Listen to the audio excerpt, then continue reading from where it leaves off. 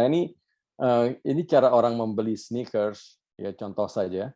Ini dari apa namanya, proses pemilihan setelah kita apa namanya, lihat misalnya ini sebelum ada TikTok, sebelum ada apa namanya, eh, platform-platform baru ya.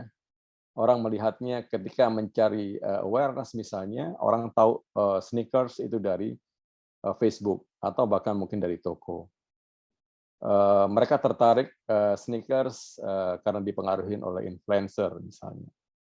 Kemudian mereka mencari di Google Search, kemudian nanya-nanya di WhatsApp, kemudian action-nya di toko, kemudian menyebar itu di IG dan Facebook. Nah, ini 2014 gitu ya. Jadi proses cara orang membeli sneakers itu seperti itu. Nah, setelah kita tahu sebenarnya flow-nya seperti ini ya waktu itu, maka kita harus melihat bahwa oke, aku akan berkomunikasi di mana nih? Bisa di IG, bisa di Google Search, bisa di Facebook, ya itu tergantung dari strategi kita. Tapi ini adalah hasil penelitian, jadi memang tidak semua brand punya kesempatan untuk mengadakan penelitian bahwa proses customer flow atau customer journey-nya adalah seperti ini, gitu ya. Nah, setelah apa namanya 2014 itu ada proses lagi yang berubah. Aduh, sorry, maaf. Nah, ini sneakers. Oke. Ada lagi sebenarnya sneakers yang oke. Ya, sneakers tahun 2019 nih. Ada perubahan. Tahun 2019 sebelum Covid, itu orang banyak tahu sneakers itu bukan lagi hanya lewat sosial media, tapi yang paling utama adalah lewat pop-up exhibition sama teman gitu. Itu kuat banget. Jadi orang datang ke pop-up exhibition, misalnya ada di mall-mall besar, ada pameran sneakers, itu lebih rame dan lebih banyak orang sharing di sana. Teman-temannya juga banyak yang membeli atau banyak yang menjual juga gitu ya. Kemudian orang tertarik dengan obrolan influencer tentang sneakers, orang melihat sosial media, orang mencari di IG search lewat hashtag dan sebagainya. Kemudian mereka membeli di pop-up market juga, ya. Tapi ada juga membeli yang di shop karena beberapa sneaker shop itu juga ada menjual beberapa collectible items juga. Nah, setelah itu mereka membagikan lewat IG beberapa, dan mungkin yang masih punya Facebook akan membagikan di Facebook gitu ya, atau mungkin sekarang kalau kita teliti lagi akan banyak lagi muncul di TikTok gitu ya. Nah, ini flow.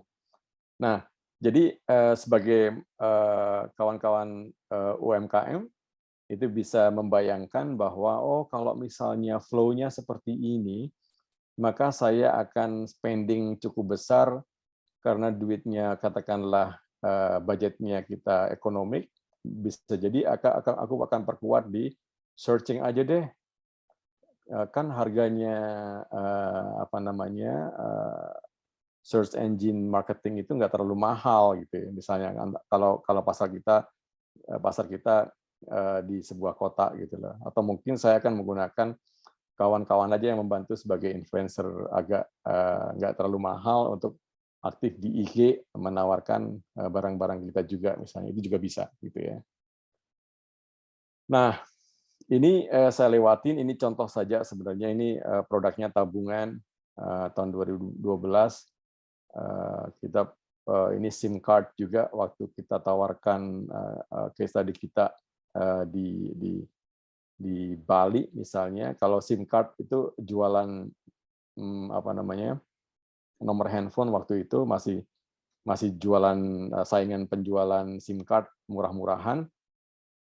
Itu ketika awareness, kita membangun awareness itu di billboard, bahkan di price board, tahu nggak price board yang papan-papan depan toko itu, kemudian di toko-toko HP misalnya kalau di Bali ya.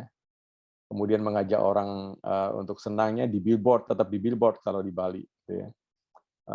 Kemudian search-nya itu kebanyakan adalah teman-temannya atau mungkin toko, penjaga toko, agak beda nih. Jadi setiap daerah itu punya flow sendiri-sendiri, jadi jangan disamaratakan gitu. Action-nya sama di HP shop sama mall atau mall mall gadget gitu ya. Kemudian share-nya ke friend atau WhatsApp misalnya. Nah ini flow-nya lebih simpel dibandingkan flow di Jogja, Bandung, apalagi Jakarta gitu ya. Cara orang membeli SIM card gitu. Di Jogja itu beda lagi. Betul bahwa awareness mereka tahu itu lewat billboard, price board dan sebagainya. Tapi proses asking friend itu beda lagi gitu ya. Sorry. Nah, jadi ini kita bisa lihat banyak sekali SIM card di Jogja ini lebih banyak searching di Google Search, Facebook Search, atau mungkin IG Search kalau sekarang gitu ya. Jadi perbedaannya seperti itu. Jadi mereka stay cukup lama di search level, kemudian sharing juga akhirnya. Jadi proses mencari lebih lama itu terjadi di Jogja, Bandung, sama Jakarta. Itu banyak searching-nya dulu, baru kemudian membeli SIM card itu, atau bahkan kalau handphone lebih lama lagi gitu ya proses searching-nya. Nah itu perbedaan-perbedaan. Nah ini again proses ini itu berbeda-beda untuk tiap kategori. Kategori itu barangnya barang apa, daerah juga berbeda. Kemudian target audiens juga berbeda. Kalau kita merancangnya buat umur 18-25 tentu beda untuk 25-35 misalnya, apalagi 35 ke atas gitu ya. Desainnya akan berbeda. Nah, kalau yang kita buat ini untuk hari-hari saya di kantor, waktu itu kita menggunakan research memang sih. Tapi kalau misalnya kawan-kawan UMKM hebat pengen merancang secara lebih simple, framework-nya dipakai misalnya, tapi jenis-jenis medianya kita diskusikan aja secara terbatas. Yang kebanyakan dipakai untuk kota itu apa, yang memungkinkan secara ekonomis itu apa gitu ya. Jadi mungkin kita bisa tentukan dengan logika yang sederhana dan dengan research yang tidak begitu rumit gitu ya.